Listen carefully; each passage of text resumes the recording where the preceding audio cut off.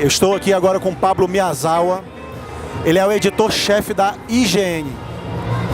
Pablo, obrigado pela tua disponibilidade de estar aqui recebendo a gente, tá certo?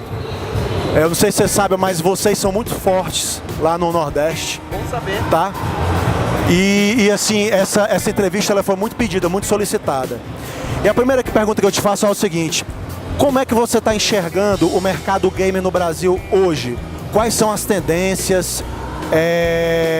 O que vocês estão preparando de novidade para esse ano? E se puder adiantar alguma coisa para o próximo? Bom, o mercado de games no Brasil hoje tá muito difundido. É clichê falar, mas acho que nunca houve uma época tão boa para ser jogador de videogame no Brasil, né? Eu trabalho nisso há 20 anos. Há pelo menos uns 10 anos a gente falava que sonho seria quando os consoles forem lançados oficialmente no Brasil. Que sonho seria a gente ter games a preços competitivos, para ninguém precisar comprar de contrabando no exterior. Como seria legal a gente ter um evento grande, de peso, nos moldes dos eventos estrangeiros. Tudo isso que eu falei a gente já tem, né? E há 10 anos a gente não tinha. Então eu diria que sim, estamos crescendo. O mercado brasileiro, ele está amadurecendo, ele não é totalmente maduro, mas o fato da gente ter aqui, nesse evento, por exemplo, Sony, Microsoft, Warner, Ubisoft, as fabricantes de componentes eletrônicos, lojas, um mercado realmente bem estruturado. Tudo isso significa que sim, a gente tem um mercado de games no Brasil, as pessoas têm acesso aos produtos, elas só não podem comprar mais simplesmente por razões assim, de economia, de vida, né? A gente não está numa situação econômica tão fácil no Brasil. Hoje em dia as pessoas têm que acabar cortando alguns supérfluos, mas o game acaba não sendo cortado, né? Todo mundo que eu tenho entrevistado aqui, todos os executivos de empresas dizem, não, os games continuam vendendo bem. Se a gente não tivesse em crise, estaria até vendendo mais. Então eu acho que não há momento melhor na história para ser jogador de game no Brasil. Dito isso, a gente também tem uma expansão muito grande do jogo nos dispositivos mobile, do jogo no PC, de jogos competitivos, o eSport, o esporte eletrônico crescendo.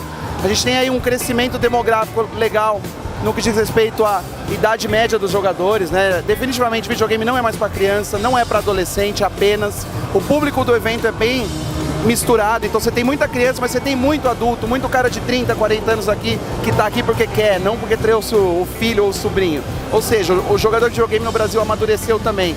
E a presença da mulher, né?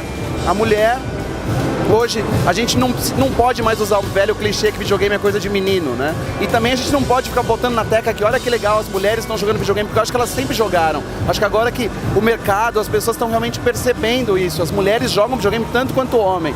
E as pesquisas mostram isso, né? Que o número de mulheres que joga games de console, jogo competitivo, MOBAs e jogos em smartphone prova que é uma coisa muito equilibrada no Brasil. Não é brinquedo de menino, não é brinquedo de adolescente. Então sim, o mercado maduro.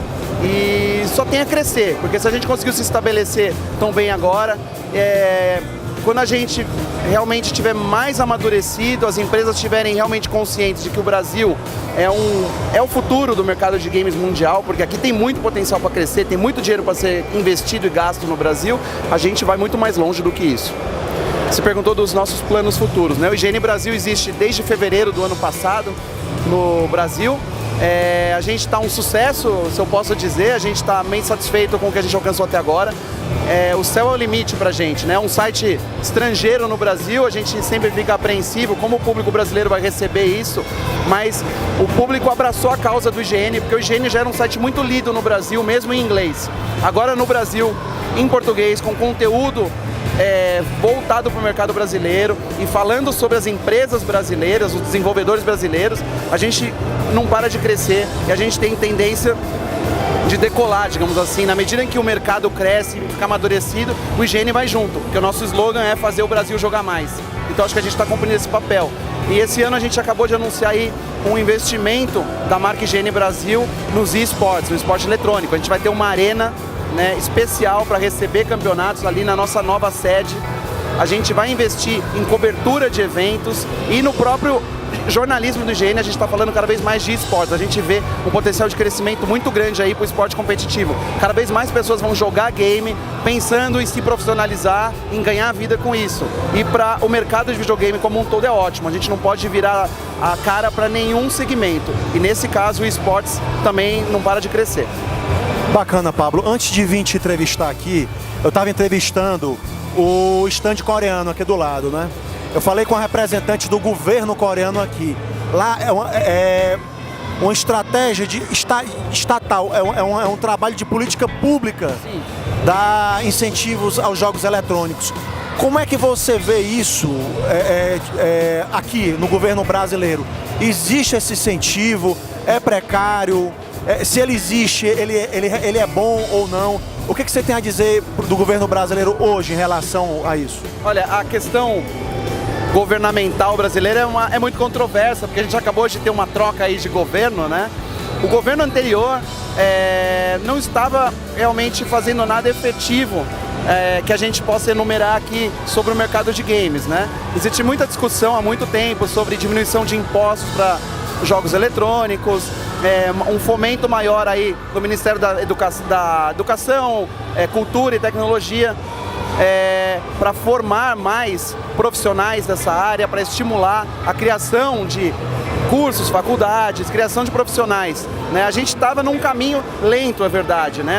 A gente sempre espera que o governo abrace mais a causa, porque nós que trabalhamos com isso, a gente sabe o tamanho que isso tem, a gente sabe quanto dinheiro pode render, o mercado que isso pode possibilitar. A gente estava num caminho ali lento, mas apesar de alguns comentários de alguns políticos da velha guarda que não entendem o videogame, que ainda acha que o videogame causa violência, que o videogame é isso e aquilo, a gente sempre tinha esperança de que a gente poderia estar indo para um caminho legal. Agora com essa mudança toda e algumas políticas restritivas da nova gestão, eu não sinto que o caminho é muito favorável para a gente, para a nossa causa. Eu não sinto a gente indo progredindo nesse sentido. Eu não acho que com a troca de uma gestão, de uma presidência, para um lado mais conservador, a gente vai acabar seguindo um caminho mais progressista no que diz respeito aos videogames. Porque videogame é uma coisa que nasce com o jovem, né? E que pensa no futuro, é tecnologia.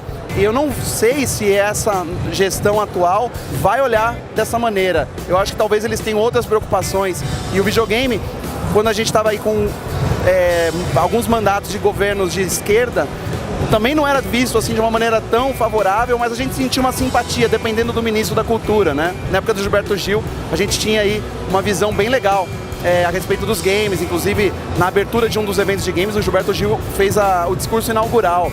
Eu acho muito difícil a gente chegar nesse ponto agora, né? Principalmente com um governo mais endireitado, digamos assim. Mas eu tenho esperanças que, apesar do governo, apesar dos políticos não estarem ficando mais abertos, o mercado de games por si só e o público vai fazer a indústria de videogames brasileira continuar crescendo, apesar de todas as forças contrárias a isso.